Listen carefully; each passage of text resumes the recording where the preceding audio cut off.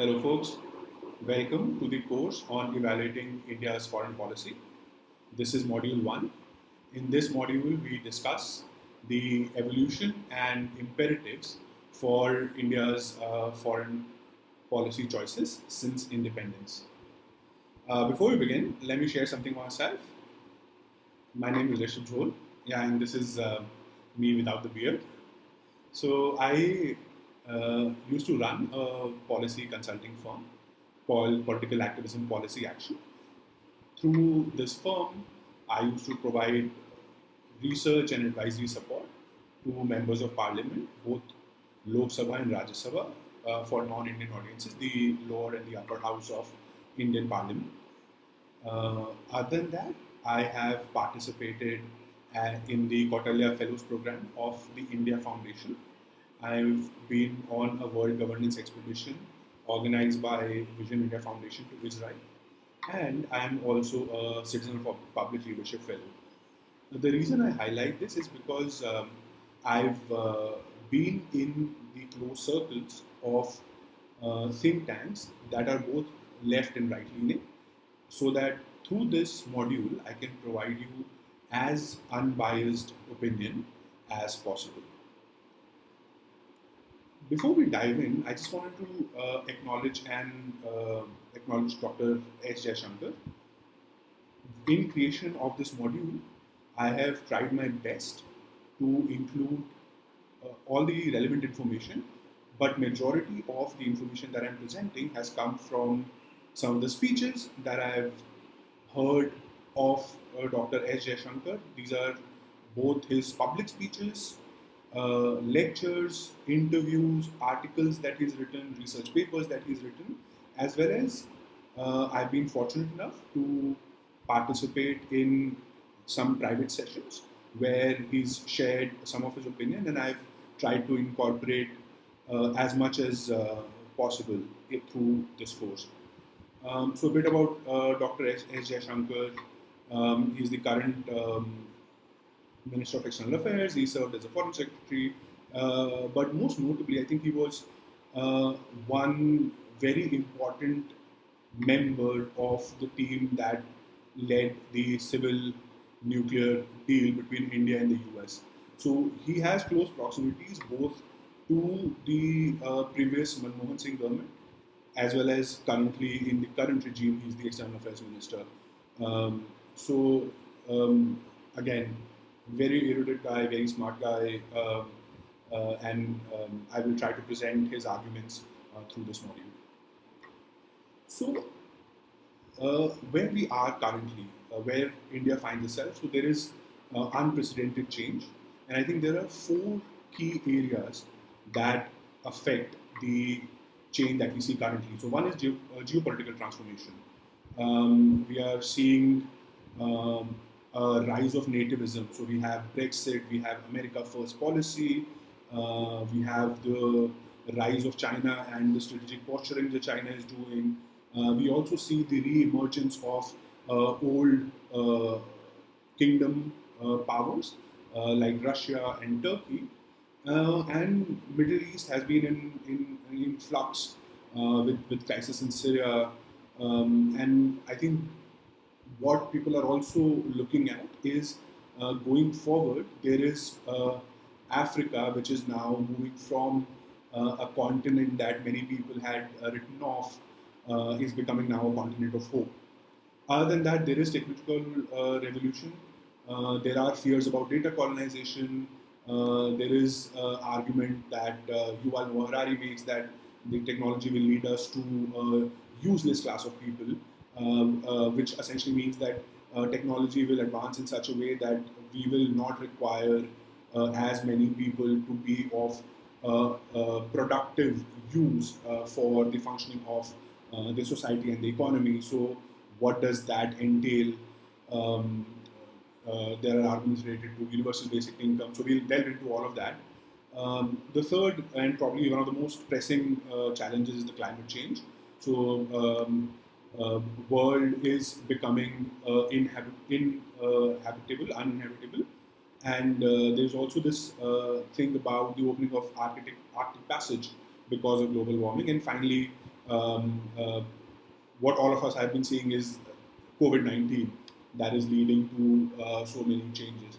Now, there is a response that India will have to all of these challenges, but before we figure out what that policy change could be, it will be interesting for us to know how our policy choices have evolved. What are some of the changes that we made in the past based on some of the global changes that we encountered? So, for that, let's talk about how has the global context changed since India's independence. So that entire period can be divided into three broad themes. The axis of global power has shifted from bipolar to unipolar to multipolar. What do I mean by that? From 1950 to 1991, the world was primarily bipolar, which means you had two major powers, the USSR bloc and the USA. And all the strategic choices that India made since independence was based on the bipolarity of this world. Then we entered the phase after the disintegration of the Soviet bloc in 1991 to a unipolar world, which primarily had USA as the major power.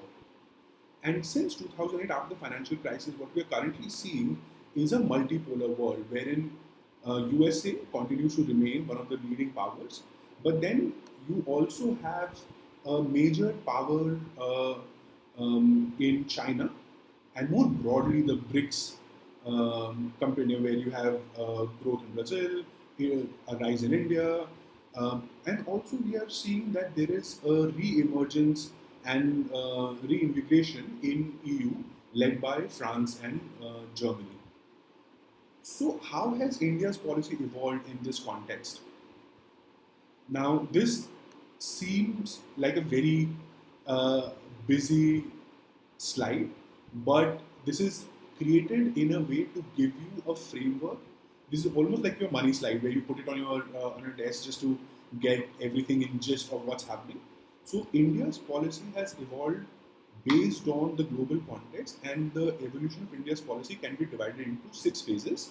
I will go into each phase separately in the subsequent slides, but let me just first give you a highlight here what those years have been. So when we got our independence in 1947, from 1947 to 62, in a bipolar world, India wanted to have strategic non-alignment. So we did not want to be close to any of the leading powers.